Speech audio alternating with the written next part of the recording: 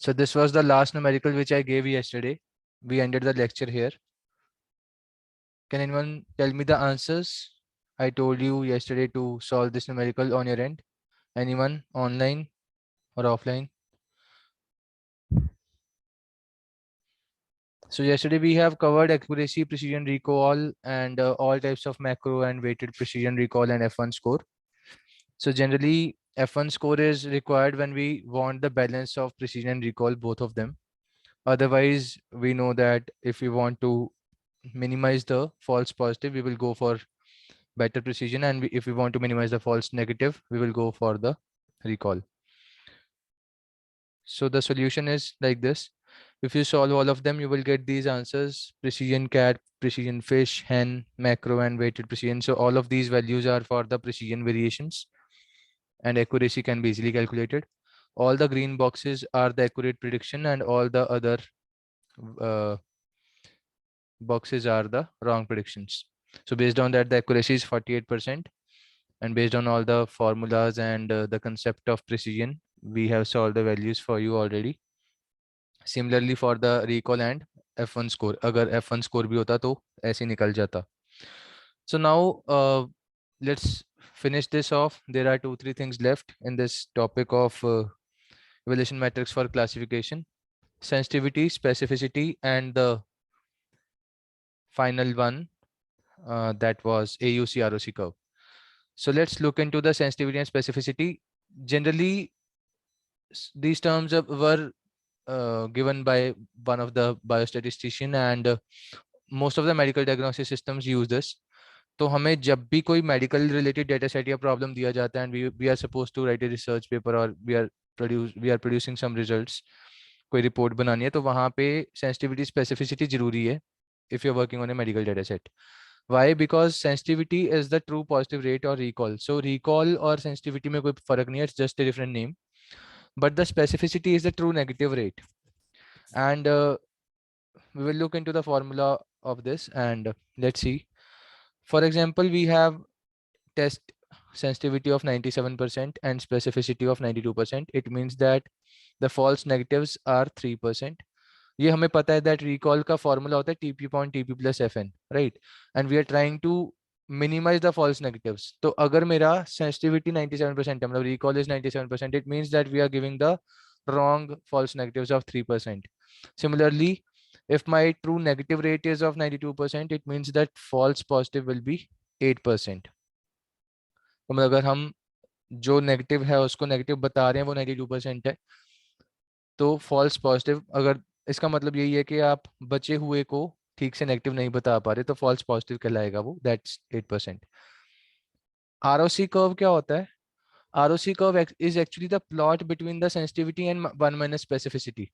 ठीक है, अगर आप इसका डेफिनेशन पढ़ोगे, it is equal to the plot probability curve that plots the TPR against FPR, and FPR, if you solve this mathematically, it is equal to 1 minus specificity. And area under the curve होता है, अब एक बार मैं photo दिखाता हूँ. For example, these are the values that have been plotted. तो अगर मैं ROC curve बना रहा हूँ, तो these are the values that are helping me to plot the ROC curve. ठीक है, but the area under this curve is the AUC. ये AUC है, and all the values that are being plotted are the values of ROC. तो ROC curve का मतलब है all these lines that are connected with each other, जिसको हम plot कर रहे हैं. ठीक है, सिमिलर जैसे हम लॉजिस्टिक रिग्रेशन में क्या कर रहे थे, जैसे ग्रेडियंट डिसेंड करना था, तो alpha into the gradient descend करके हम उसको अपडेट कर रहे थे. तो अगर मैं चेंज ऑफ अल्फा की वैल्यूज को यहाँ पे प्लॉट करूंगा, उस केस में आरओसी कर्व बन सकता है. And specially ROC curve is always made for the binary classification problem. ठीक है, ये रूल है, अगर बाइनरी है तभी आरओसी बनेगा, अदरवाइज नहीं बनेगा. So let me clear this, and let's see. यहाँ पे एक और चीज डिस्कशन हो रखी है. So if my AUC is 1, मतलब वो सारे का सारा कवर हो गया, तो इसका मतलब एक्यूरेसी 100% है ना. So that's what's written. अगर AUC मेरा 1 है, then the classifier is able to perfectly distinguish between all the positive and negative classes correctly.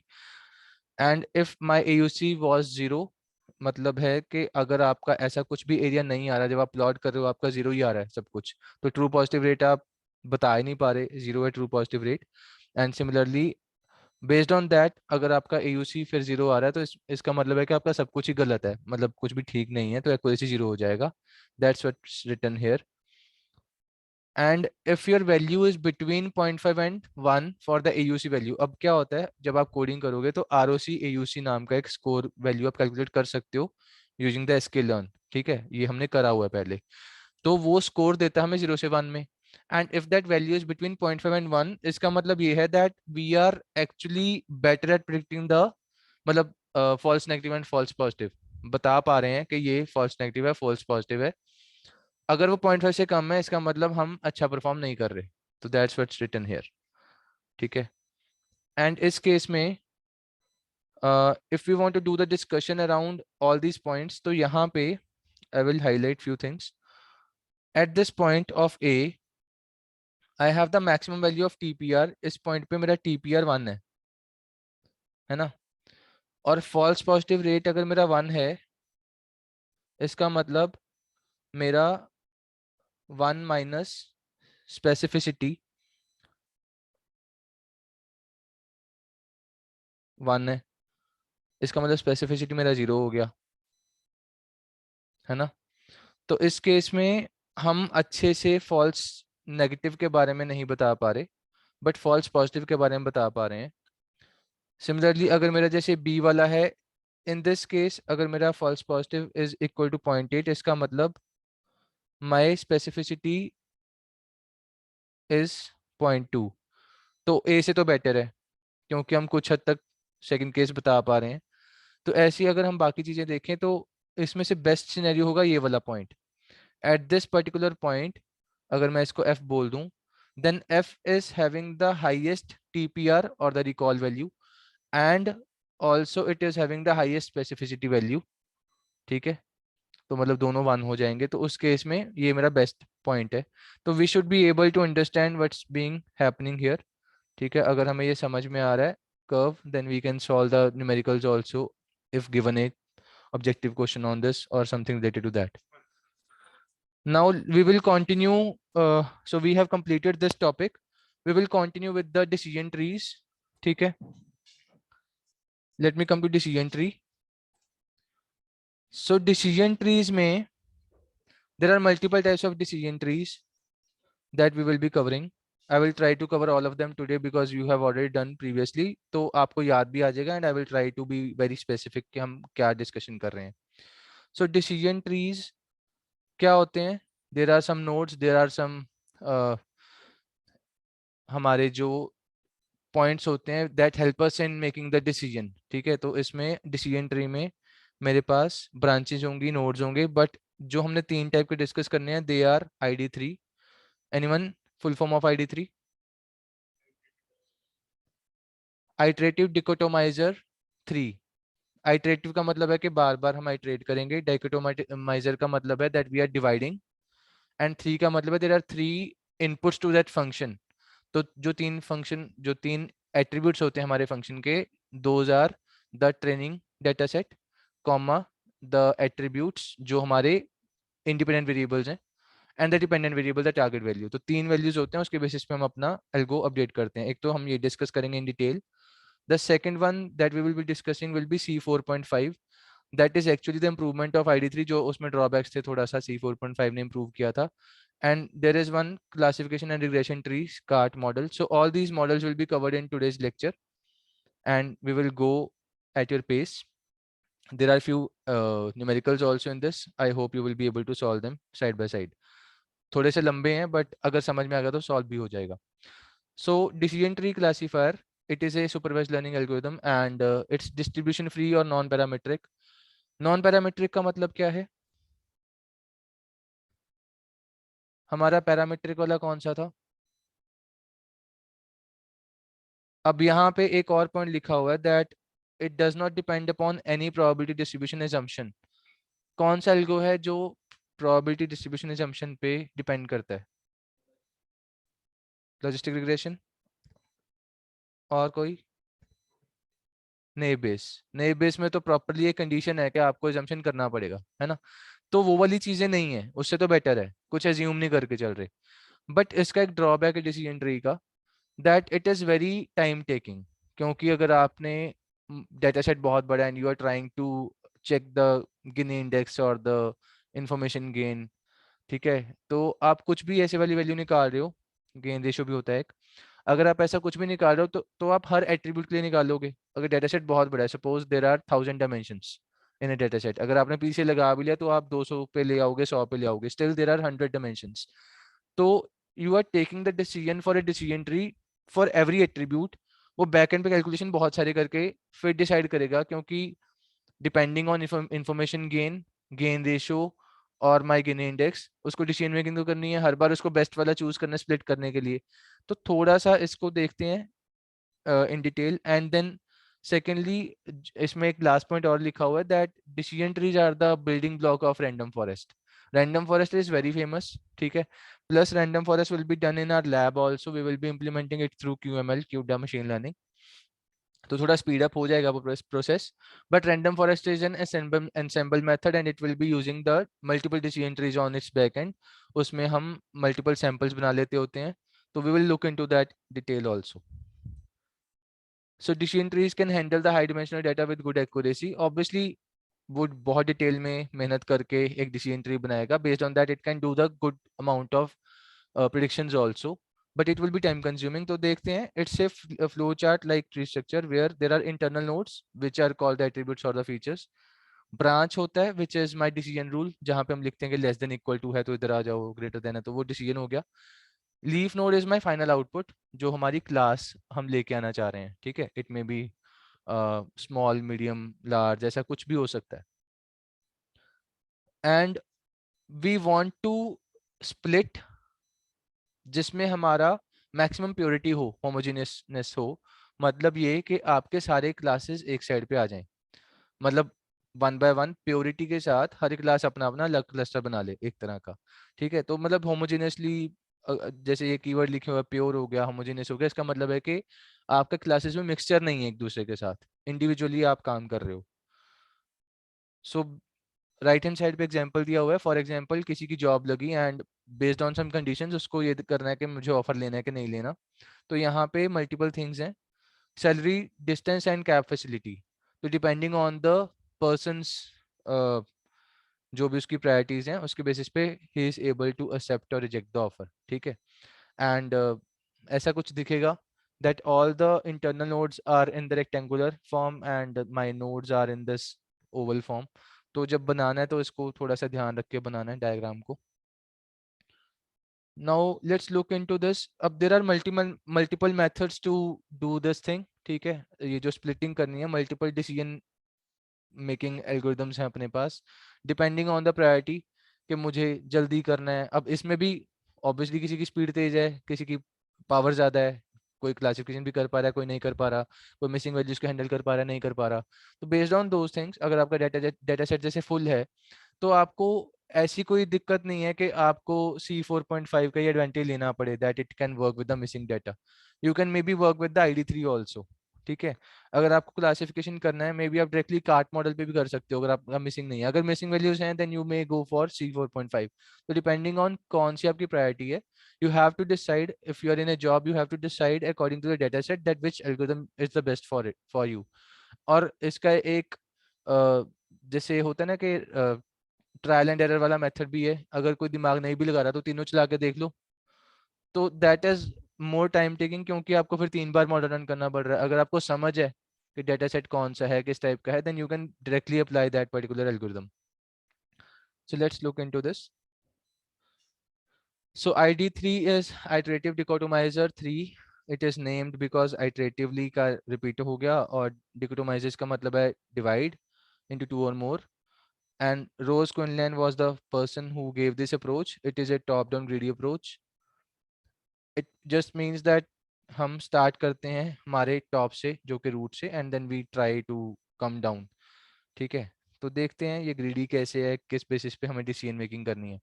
So ID3 generates a tree by considering the whole set S as the root node and then it iterates। अब इसमें करना क्या है, there are two things। ID3 में दो चीजें हैं, entropy and information gain. Entropy क्या होता है? रैंडमनेस, ठीक है, मतलब इम्प्योरिटी, है ना। तो इन्फॉर्मेशन गेन क्या हुआ? इन्फॉर्मेशन गेन क्या होता है? सपोज आपने ये टॉपिक पहले पढ़ा हुआ है, किसी को याद है किसी को नहीं याद, तो हर किसी की लर्निंग कम ज़्यादा होगी। जिसको पुराना याद है उसके लिए कम लर्निंग होगी, जिसको बिल्कुल याद नहीं है उसके लिए बहुत ज़्यादा लर्निंग होगी। तो इन्फॉर्मेशन गेन वो हो गया कि अगर आपका एंट्रोपी बहुत कम था तो आपका आईजी बहुत ज़्यादा होगा। अगर आपका एंट्रोपी नहीं, अगर आपका एंट्रोपी बहुत ज़्यादा था, अगर आपका एरर बहुत ज़्यादा था, तो आपका इन्फॉर्मेशन गेन भी ज़्यादा होगा। अगर आप अच्छे से ट्रेन करोगे मॉडल को तो आप ज़्यादा इन्फॉर्मेशन गेन करोगे ना, ठीक करने के लिए चीज़ों को। सिमिलरली अगर आपको पहले से ही पता था, आपका सब कुछ सेट था, तो आपको इन्फॉर्मेशन गेन कम होगा। तो वही चीज़ यहाँ पे थोड़ा सा देखते हैं कि ये कैसे कैलकुलेट हो रहा है and how it is helping us to make the decision, किस बेसिस पे हम एट्रीब्यूट को रूट्स बना बना के आगे चलेंगे। एंट्रोपी का डायग्राम देख लो। सो एंट्रोपी इज दिस, इसमें लेट मी फाइंड, हाँ ठीक है, यहाँ पे फॉर्मूला गिवन है। Entropy equal to minus P log 2p, ठीक है, बेस 2 है, माइनस क्यू, मतलब माइनस कॉमन ले लो तो p log 2 के साथ प्लस q log 2 के साथ माइनस बाहर आ जाएगा। बट यहाँ पे ये समझ में आ रहा है कि अगर मेरा बैलेंस्ड है, यहाँ पे अगर मैं 0.5 डाल रहा हूँ, p का वैल्यू मीन्स 0.5 प्रोबेबिलिटी है, दोनों वन वन मतलब दोनों तरह के हैं इसमें, ठीक है, उस वे में हमारा एंट्रोपी 1 आएगा। लेकिन अगर एक ही टाइप का है ज़्यादा, सपोज 0 1 थे, उसमें मिस क्लासिफिकेशन हो रखी है, सारे 0 बोल दिए, तो दूसरे वाला 0 हो जाएगा। उस केस में हमारे पास यहाँ पे वैल्यूज चेंज हो जाएंगी एंट्रोपी की। अगर आप इसमें फॉर्मूला में डालोगे तो एक 0 हो जाएगा, दूसरा ज़्यादा वेटेज ले लेगा। तो देखते हैं the formula, official formula that you will be using for your data set and this algorithm is this one, minus summation p log 2 p। अब आई वो चेंज होता रहेगा डिपेंडिंग ऑन आपका कौन सा वैल्यू है। Where n is the total number of classes in the target column, for example 2 हैं तो n2 हो जाएगा। it may be more, probability is the probability of class I और the ratio, ये हमें बेसिक सा पता है कि जितना हमारा उस क्लास के रोज हैं पूरे डेटा सेट में divide by total number of रोज, वो प्रोबेबिलिटी होता है। सो इन्फॉर्मेशन गेन कैसे देखना है? इन्फॉर्मेशन गेन का concept is that it helps us in making the decision. अब करना क्या है, we need to calculate entropy of parent and child node, हर किसी की एंट्रोपी निकालो for calculating the information gain due to the split. The more we know about a topic less new information you are apt to get about it, मतलब जो पहले बताया था वो सब है। Let's come to the formula. अब करना क्या, information gain is equal to entropy of the parent minus the sum of weighted percentage into entropy of the child. So it looks like this. The formula is this one. ठीक है, information gain equal to this thing. ये मेरे पूरे data set का entropy है, minus आप हर class के लिए, अब यहाँ पे my SV is the set of rows in S for which the feature column A has value V। तो ये क्लासेस की बात हो रही है। Suppose there are two classes 1 and 2, तो आप 1 के काउंट करोगे। सपोज आपके पूरे डेटा सेट में out of 10 there were 4 candidates जिसमें 1 था और बाकी 6 में 2 था, तो ऑब्वियसली 4/10 हो जाएगा 1 के लिए, ठीक है, ये वाली चीज़ 4/10 हो जाएगी। सिमिलरली आप उस चीज़ के लिए एंट्रोपी निकाल लोगे तो उन सब की बातें करी हुई हैं। Information gain calculates the reduction in entropy and measures how well a given feature separates or classify the target class। तो इसका न्यूमेरिकल देखते हैं, उससे पहले एल्गो देख लेते हैं। फर्स्ट 2-3 पॉइंट्स में तो सिर्फ इतना हो रहा है कि अगर आपका सब कुछ सेट है तो आप एज इट इज दे दो कि ये मेरी क्लास है। सेकंड लाइन पढ़ो, पहले तो ये है कि चलो आप रूट बना लो। Then the second point is if all the instances have the target attribute belonging to the same class C. अगर सबका ही सेम क्लास है तो फिर हम क्लासिफिकेशन तो कर नहीं रहे, फिर तो एज इट इज आउटपुट आ जाएगा वो। थर्ड पॉइंट लिखा है कि अगर आपके एट्रीब्यूट्स खाली हैं तो फिर आप रिटर्न कर दो जिसका भी लेबल मैक्सिमम आ रहा है पूरे डेटा सेट में, ठीक है। तो जो अपना मेन काम है that is in this else part, this is the thing that we will focus because maximum time यही चलेगा। वो तो हमारा एक तरह का रिकर्शन का एंड पॉइंट है। अगर आप रिकर्शन करोगे भी, इसमें रिकर्शन तो करनी है, ठीक है, ये रहा रिकर्शन। तो अगर आप रिकर्शन तो कर रहे हो, वो एंडिंग कंडीशन है कि अगर आप एंड में इन दोनों में से क्वालिफाई कर जो तो एंड में जाके ये वाली वैल्यू दे दो। बट मेन काम हमारा ये है that we have this attribute, A is the attribute in attributes which best classify the instances. आप वन बाय वन हर किसी को ट्राई करोगे, रूट डिसीजन एट्रीब्यूट ए ले लोगे and then for each possible value of V I add a new ramification below root, आप हर बार उसके लिए ट्राई करना, and then let instances be the subset of this thing. अगर आपके instances खाली हैं then you have to add a new leaf node, otherwise you have to build a new subtree depending on the condition, और फिर आपको वो वाला attribute को छोड़ना पड़ेगा, बचे हुए के ऊपर आप सेम काम करोगे। तो इसको बेटर समझते हैं with example. So example is this, I hope आप सबने ये पहले करा हुआ है ये वाला एग्जांपल पहले, है ना। तो इसमें mainly what we need to do is we need to first decide कि मुझे किस बेसिस पे रूट नोड लेना है। इन्फॉर्मेशन गेन जिसका मैक्सिमम आएगा उसको रूट नोड बनाएंगे। Out of the 4 candidates outlook, temperature, humidity and windy. अब इसमें सबसे पहले आउटलुक का चेक करते हैं। इफ आई वांट टू, सबसे पहले डेटा सेट को तो निकालने पड़ेगा and then we have to subtract the individual ones. तो पूरे डेटा सेट का एंट्रोपी आ रहा है 0.940, बिकॉज पूरे डेटा सेट में देर आर 9 पॉजिटिव एग्जांपल्स अगर आप लेबल के ऊपर फोकस करोगे and 5 negative examples. Based on that आपके पूरे डेटा सेट का एंट्रोपी आ गया 0.940। अब आप निकालोगे attribute by attribute. So the first one is the outlook. Outlook में अगर आप आउटलुक का देख रहे हो तो सबसे पहले सनी, रेनी एंड ओवरकास्ट 3 टेबल बन जाएंगे, ठीक है। और सबका यहाँ पे आ जाएगा कि सनी वाले मेरे नो के 3 है, यस वाले 2 हैं, रेन में yes is 3, again rain no is 2, overcast में यस आर 4। तो बेस्ड ऑन दैट हमारा ये कैलकुलेशन हो जाएगा, ठीक है। अगर आप सनी के लिए कर रहे हो इट विल बी -2/2 + 3, क्योंकि सनी के 2 यस थे तो 2 वाला आएगा पहले और 3 आएगा बाद में। वैसे कोई फर्क नहीं पड़ता, आगे पीछे करोगे तब भी माइनस लगा ही हुआ है। The final value that we are getting is 0.971 for sunny. Similarly for rainy this one, and for overcast this 0, ठीक है। एंड एवरेज एंट्रोपी अगर आप निकालोगे it will be equal to, आप ऑब्वियसली अब देखोगे कि आपका जैसे ये वाला होगा 2 + 3, तो ये 2 + 3/9 + 5 ये वाला फैक्टर आ गया। सिमिलरली इसमें भी 2 + 3 हो जाएगा, ठीक है। एंड थर्ड वाले में 4 + 0 हो जाएगा, क्योंकि यस वाले 4 हैं, नो वाले 0 हैं। तो ये वाली चीज़ हम निकाल लेंगे एंड इसके बेसिस पे we have got the average entropy 0.693।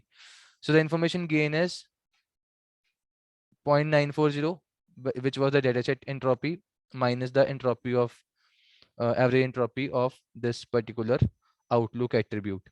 तो आपका इंफॉर्मेशन गेन हुआ 0.247। एंड सिमिलरली अगर आप बाकियों का भी निकालोगे you will get all the values similar technique से। 0.247 इसका है, for temperature it is 0.029, humidity 0.152, ऐसे करके आपका बेस्ट वाला आउटलुक आ गया।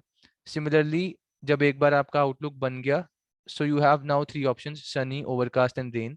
ओवरकास्ट में वी हैड ओनली यस हर बार, तो आप अगर आपका ओवरकास्ट आ रहा है तो यस पे खत्म कर दोगे, this is my kind of leaf node, ठीक है। एंड देन अब सनी की टर्न है। सनी में देखते हैं कि सनी वाले को और ज्यादा कैसे हम अच्छे से स्प्लिट करेंगे। तो सनी में वी विल लुक, जब मेरा सनी है आउटलुक हर बार, तो मेरा प्ले टेनिस 3 नो है, यस वाले 2 हैं। सिमिलरली रेनी वाले में सेम 3 2। तो outlook equal to sunny and rainy के लिए आप सॉल्व कर लेना। सॉल्व करके आपका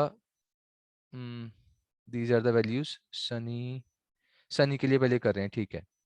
सो we have +2 and -3, total is 5। Entropy आपका आ गया इतने से। अब इसको डेटा सेट मानेंगे, क्योंकि आपका ओवरऑल डेटा सेट आपने छोटा कर लिया, आप सिर्फ इसके ऊपर चर्चा करना चाह रहे हो कि अब इसमें कैसे हमने डिसाइड करना है।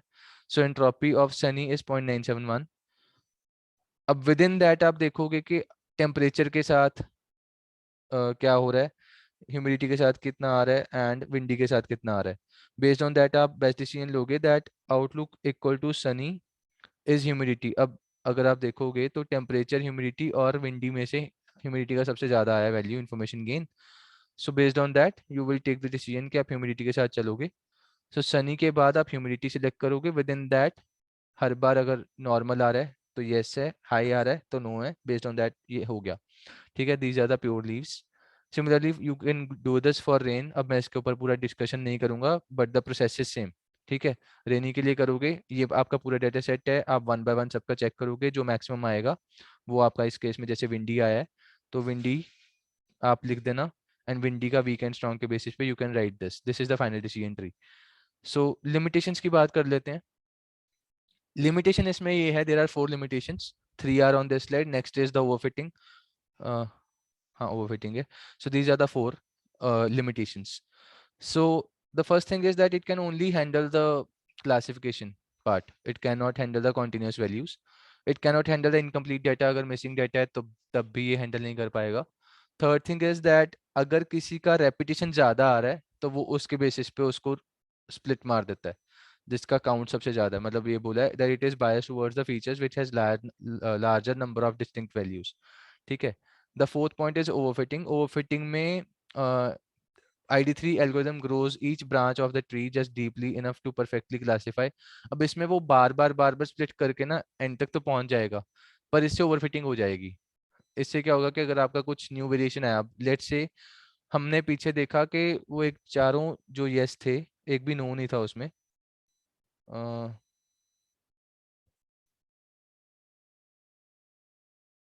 ओवरकास्ट मेरा हर बार यस पे आ रहा है। अगर ओवरकास्ट वाला नो आ गया डेटा सेट में तब कैसे हैंडल करोगे, क्वेश्चन ये है। ठीक है, तो ये चीज ओवरफिटिंग वाली प्रॉब्लम है इसमें। सो अगर उसको ठीक करना है यू कैन डू प्रूनिंग। देखते हैं अगर यहाँ पे करा होगा। सो अगर आपने ऐसे वाली ओवरफिटिंग से बचना है you can do pruning. Overfitting का सिंपल सा फंडा ये है कि आप ट्रेनिंग के टाइम पे अच्छी खासी एक्यूरेसी लेके आ पा रहे हो 85% एंड द टेस्टिंग पे आप 70% पे हो, 15% कम है, तो इन ए वे इस सिर्फ एक डायग्राम से पता चल जाएगा ओवरफिटिंग हो रही है। ठीक है, जिसको कुछ भी नहीं पता वो एटलीस्ट ये फिगर देख के बता सकता है कि गैप ज्यादा है, पक्का ओवरफिटिंग है। तो इसको ठीक करने के लिए प्रूनिंग होती है, pre and post pruning. Pre pruning का मतलब है कि आप अगला स्टेप ही ना लो। ठीक है, आप पहले से सोच लो कि मुझे यहाँ तक ही जाना है, इससे ज्यादा मैं स्प्लिट ही नहीं मारूंगा, पर वो कोई प्रिडिक्शन कर नहीं सकता बंदा। ठीक है, we can not decide in advance. अब उससे बेटर है कि आप पहले पूरा बना लो उसके बाद काटना शुरू करो। ठीक है, तो एक तरह का pre pruning is the avoidance, stop growing the tree earlier before it reaches the point where it perfectly classifies. तो अर्ली स्टॉपिंग की बात हो रही है अगर आसान भाषा में बात करें। एंड पोस्ट प्रूनिंग का मतलब है रिकवरी। सो पहले एक बार पूरा बना लो उसके बाद आप कुछ डिसाइड करो, एक अभी आगे मेथड डिस्कस करेंगे। ठीक है, based on that we will see के मुझे किस सब ट्री को काटना है। अगर मैं उतना हिस्सा काट दूंगा तो मेरा ओवरफिट नहीं करेगा। ठीक है, ये दो बातें हैं। Now determine the final correct tree size. इसमें regardless of whether the correct tree is found by early stopping or by post pruning, follow following criterion is to be used. First thing is that training and validation आप कर लो। ठीक है, train validate test वो अपने 2-3 split मार लो। Use all the available data for training but apply statistical test to estimate whether expanding particular node is likely to produce improvement। तीसरा है ये MDL method, minimum description length। So we will not go into the depth of this। MDL बस इतना बता दिया आपको कि MDL कुछ ऐसा होता है जिसमें हम size of tree plus size of misclassification of the tree दोनों को ऐड करके कैलकुलेट कर सकते हैं। You have to minimize this process, थोड़ा ऑप्टिमाइजेशन लगेगा इसमें, बट ऑप्टिमाइजेशन के थ्रू ये चीज मिनिमाइज हो सकती है। ठीक है, ओवरऑल आपका एरर कम हो जाएगा। So let's talk about this that अगर आपको ये करना है स्टैटिस्टिकल मेथड के थ्रू। सो स्टैटिस्टिकल मेथड तो हाँ ये ठीक है, स्टैटिस्टिकल मेथड की बात हो रही है। So determine the correct final tree size. The learner may be misled by random errors and coincidental regularities within the training set. तो यहाँ पे हम validation set को use करेंगे to prevent the overfitting. Reduce error pruning check करेंगे and rule post pruning. These are the two methods we will discuss in detail now. तो reduce error pruning का मतलब है यहाँ पे एक फॉर्मूला है, देखते हैं फॉर्मूला नहीं है यहाँ पे, देखते हैं डिस्कशन में क्या हो रहा है। So this is the method given by the same founder जिसने ID3 बनाया था, क्विनलैन। Consider each of the decision nodes in the tree to be candidates by pruning for pruning. Pruning is pruning का मतलब है कि आप रिमूव कर रहे हो किसी के पूरे सब ट्री को, making it a leaf node and assigning it the common classification. मतलब क्या होता है कि अगर आपने किसी एक सब ट्री को हटाना भी है तो उसमें आप उतने हिस्से में देख लो कि मैक्सिमम यस आ रहा था कि नो आ रहा था। बेस्ड ऑन दैट आप अगर 3 यस थे तो आप उतना हिस्सा हटा दो जो छोटा सा मतलब इधर बना होगा। अगर 3 और 2 का रेशो था तो आप यस लिख दो, बस उतने बॉक्स में खत्म करो उसको। So nodes are removed only if the resulting prune trees perform no worse than the original over the validation set. ठीक है, मतलब वो हर बार चेक कर रहा है हटा हटा के, ठीक है, कि मैं अगर इसको हटा दूंगा इतने हिस्से को, और उसके बेसिस पे अगर मैं यस नो कर लूंगा मेजोरिटी के बेसिस पे, तो मैं बेटर परफॉर्म कर पा रहा हूँ कि नहीं. And the diagram, updated diagram देखो यहाँ पे, हमारे पास पहले 85 और 65 था, अब वो 65 पे पहुंच रहा है हमारा टेस्ट डेटा ड्यूरिंग प्रूनिंग, और इसमें हमारा एक तरह का कन्वर्ज भी हो गया जो टेस्ट वाला एक्यूरेसी था. अब दोनों कम है, नो डाउट 65-70% के बीच में है, but the gap is no more. Gap का मतलब था ओवरफिटिंग थी, अब यहाँ पे एटलीस्ट ओवरफिटिंग नहीं है.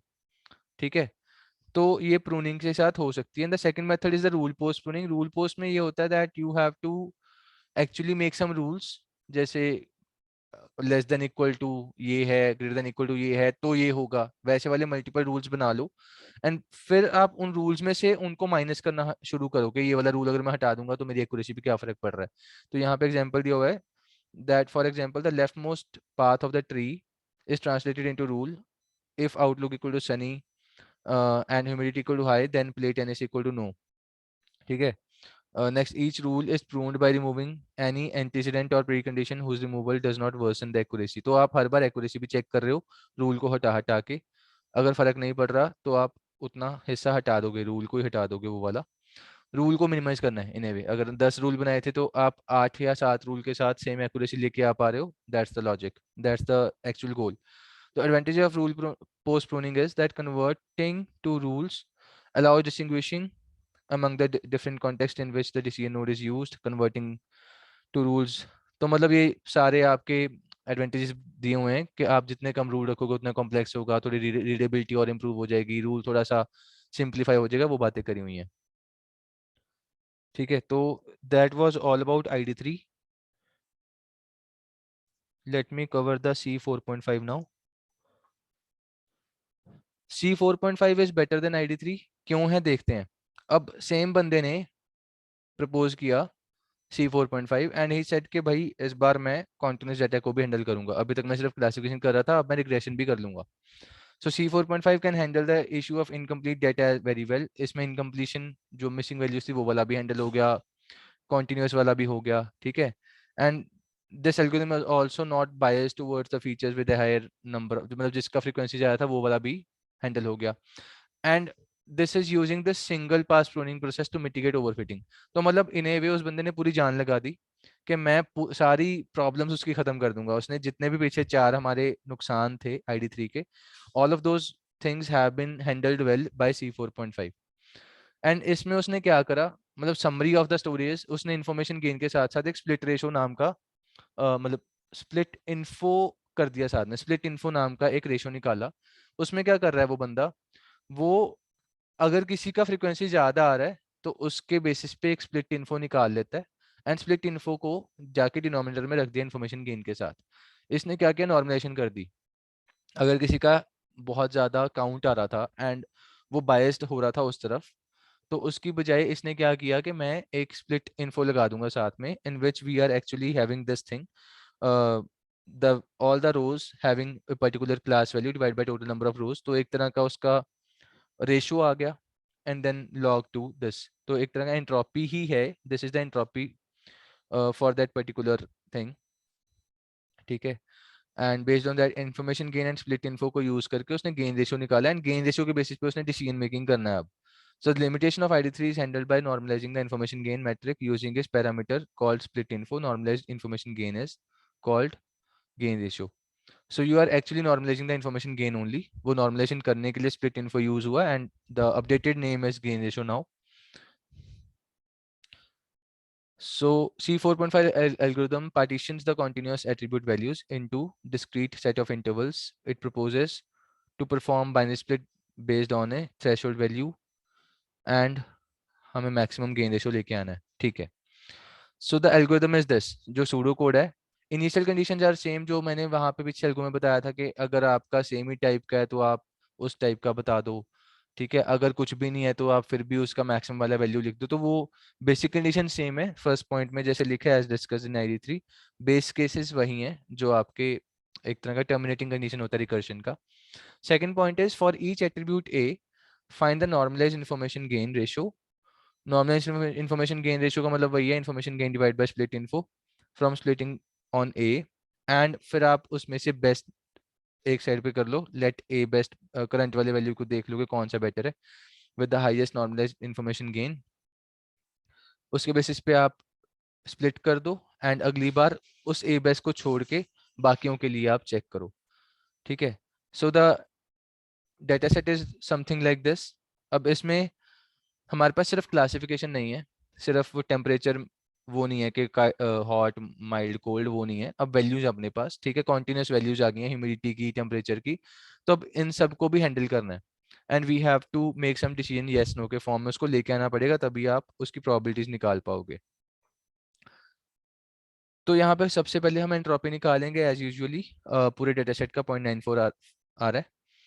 Then we will look for this thing, split info के साथ मिला के देखेंगे। वी हैव दिस, ये वाला पार्ट पुराना है, so you have the entropy 0.97 0.970 तीनों का आ गया एंड एवरेज एंट्रोपी आ जाएगा।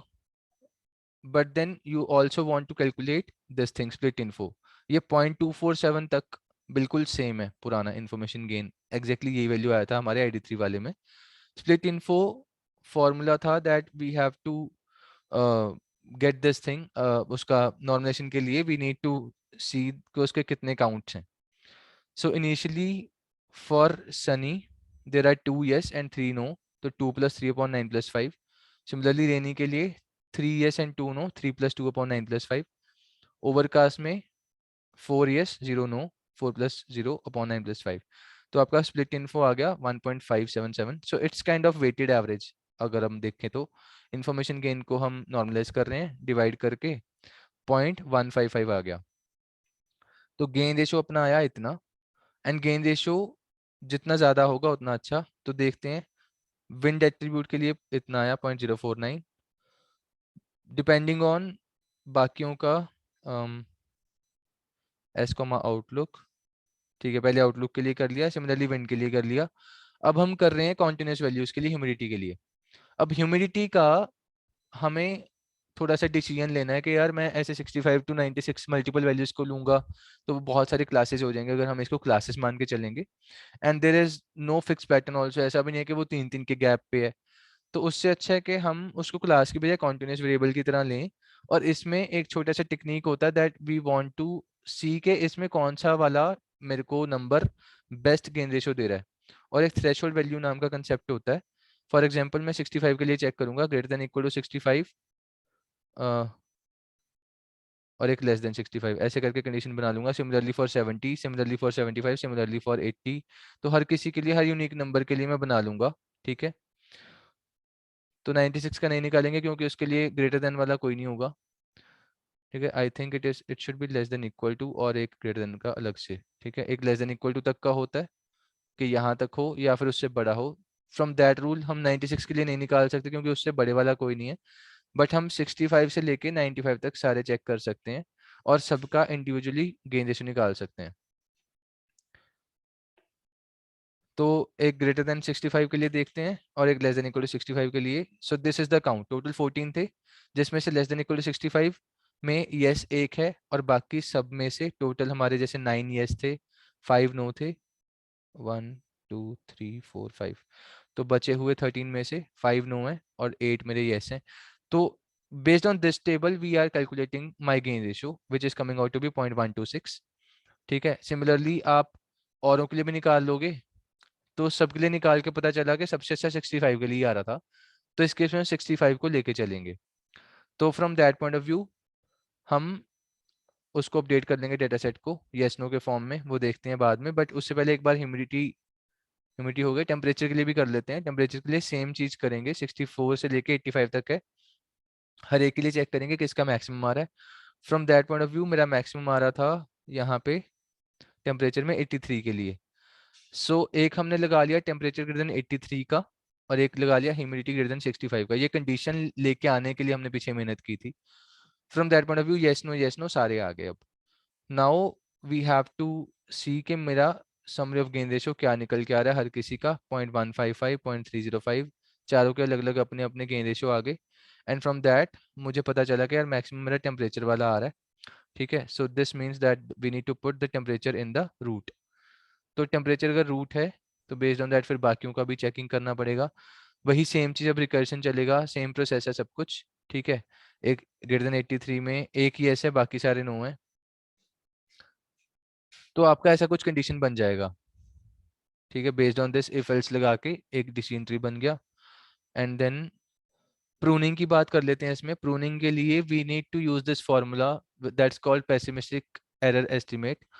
और इस फार्मूला में हमारा जो z है that is derived from the desired confidence value. एक नॉर्मल डिस्ट्रीब्यूशन कर्व के बेसिस पे you can get the value कि आपका कितना z है, and then f is my error, n is my number of leaves. तो इस फार्मूला का यूज करके देखते हैं कि मुझे प्रूनिंग के कैसे हम कर सकते हैं, मतलब प्रूनिंग कैसे कर सकते हैं। So there is one small example here. So we have this thing that if wage is increasing greater than 2.5 और less than equal to 2.5, तो ऐसे करके सारा कुछ है। अब यहाँ पे अगर मुझे हेल्थ प्लान का डिसाइड करना है कि ये नीचे वाला जो हिस्सा है इसको मैं प्रून करूँ कि ना करूँ, ठीक है। मतलब सिर्फ इतना हिस्सा देखना है कि इतना बड़ा, ये तीन चीजें मेरे को चाहिए कि बस यहाँ पे यस नो करके या फिर कुछ करके मैं यहीं पे गेम ओवर कर दूं एक बॉक्स में, रेदर देन इतना बड़ा नीचे सब ट्री बनाऊं, ठीक है। तो हम सिर्फ हेल्थ प्लान के लिए डिस्कशन करेंगे। So in this case we have three categories, none, half and full. 4+ मतलब चार ठीक हैं दो गलत हैं, यहाँ पे एक ठीक है एक गलत है, ये वाला चार ठीक हैं दो गलत हैं। तो क्लासिफिकेशन और इन क्लासिफिकेशन की बात करी हुई है।